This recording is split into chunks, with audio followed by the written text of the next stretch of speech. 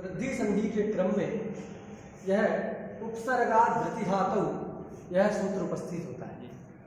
इस सूत्र में उपसर्ग और धातु ये दो नए शब्द प्रविष्ट थे। उनको हमने पूर्व के दो सूत्रों में जाना कि उपसर्ग किसको कहते हैं और धातु किसको कहते हैं, तो दोनों का ज्ञान हमको हो चुका है। अब इस सूत्र का अर्थ हम सहजतया कर सकते हैं। तो देखिए, उपसर्गात् धृति धातु, इस सूत्र में 3 पद है।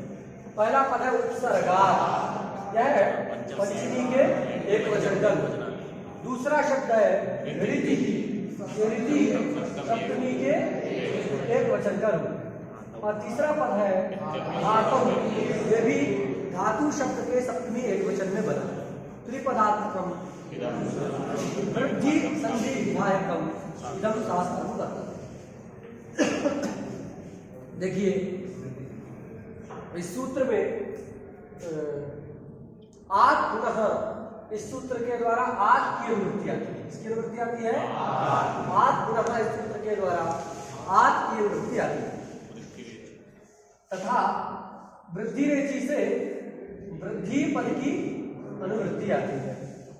एक प्रयोग का पूर्व प्रयोग इसका अधिकार है।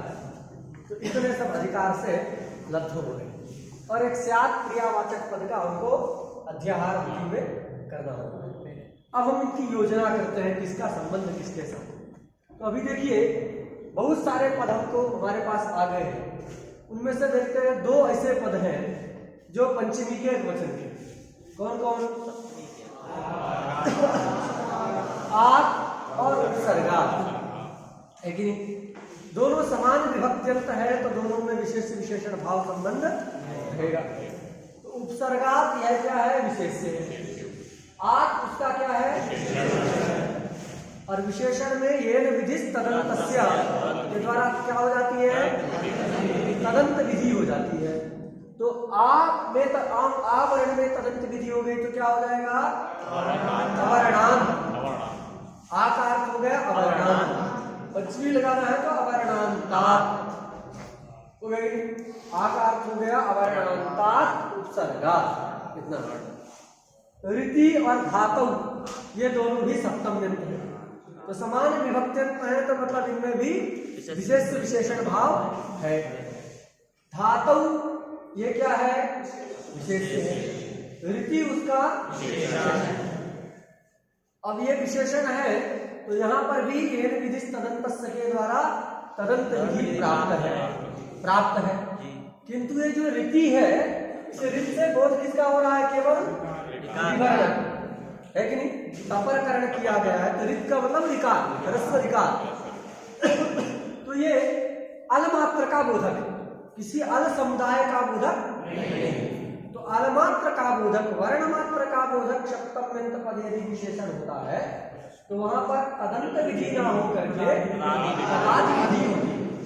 ये मालूम है?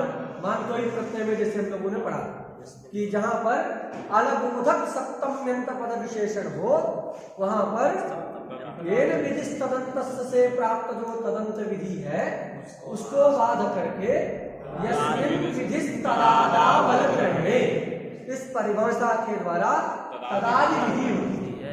तो ऋत का मतलब है ऋकार, और इसमें तदादि विधि कर दिए तो आदि जोड़ देना है। तो क्या अर्थ हो जाएगा? ऋकार आदि। ऋत का अर्थ हो गया सप्तमी बची हुई है, उसको जोड़ दो। ऋकारादौ धातु, क्या बन गया? ऋकारादौ धातु। ठीक है, वो धातु को पर में होना चाहिए। तो अब क्या अर्थ करेंगे? ये पूर्व प्रयोग आई, एका का संबंध वृद्धि के साथ है, तो क्या? और ये पूर्व प्रयोग में षष्ठी है, उस षष्ठी को देख करके स्थाने की उपस्थिति हो जाएगी। तो पूरा सूत्र का अर्थ क्या होगा?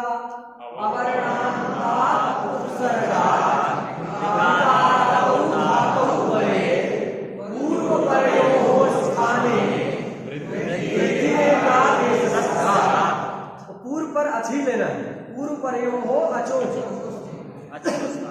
सुना गया? क्या अर्थ करना है?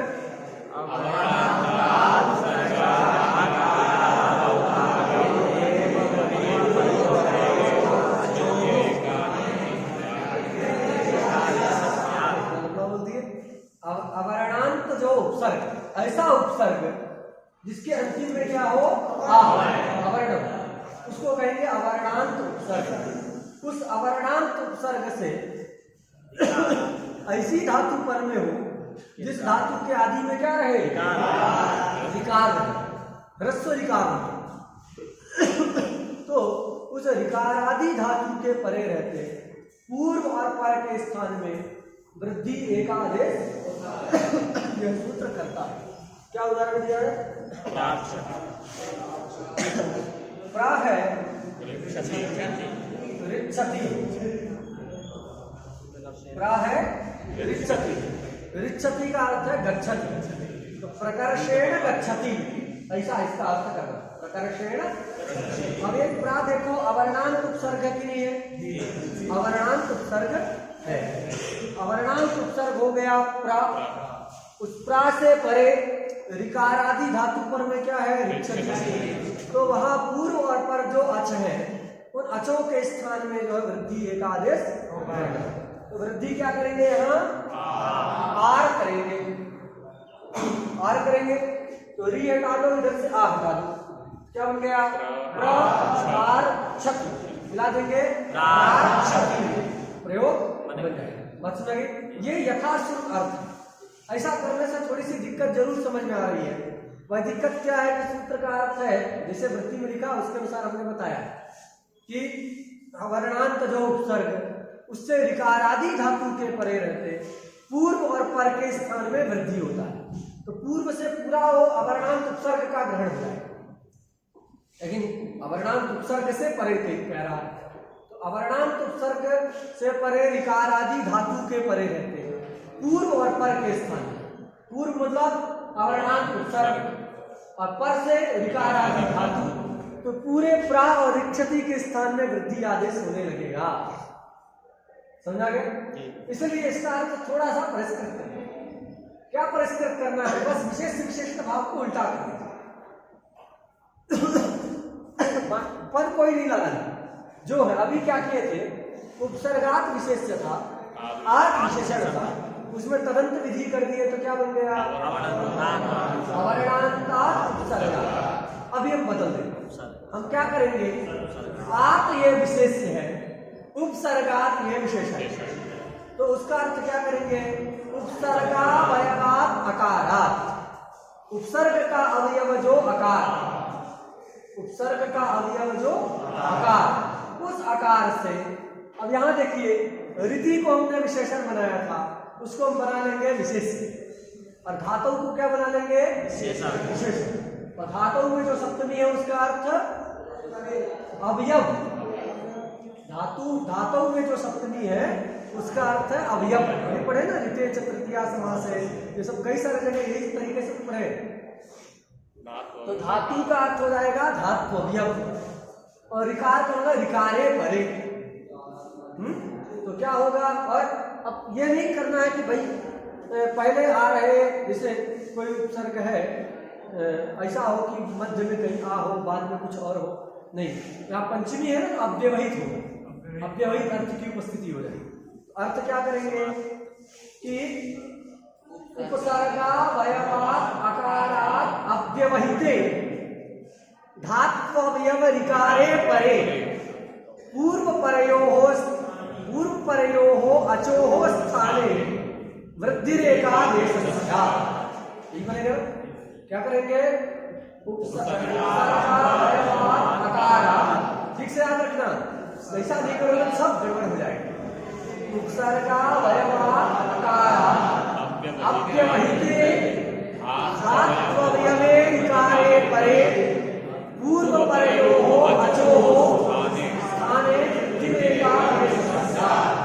ये उपसर्ग का अवयव जो अकार, उस अकार से अव्यवहित धातु का अवयव यदि विकार पर में रहे तो पूर्व और पर अच के स्थान में, मतलब अकार और विकार के स्थान में वृद्धि एकादेश होता है।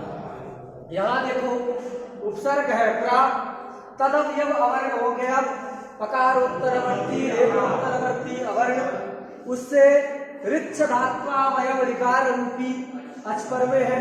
अतः पूर्व और पर जो अच है अकार और विकार, इन दोनों के स्थान में वृद्धि एकादेश आ करेंगे पूर्ण रपरा से रपर हो जाएगा तो आर आदेश हो जाएगा और मिला देने पर प्रार क्षति ऐसा प्रयोग बनता है। बात सुना गई? तो इस प्रकार ये परिष्कृत अर्थ भी करना है और वृत्ति में जो लिखा है वो कैसे निकला है वो भी हमने बताया। 5 मिनट और दो 5 मिनट एक सूत्र और पढ़ लेते हैं, जल्दी होगा। उसमें भी कुछ है नहीं, बस अर्थ विचार करना है, सेम वैसे ही अर्थ।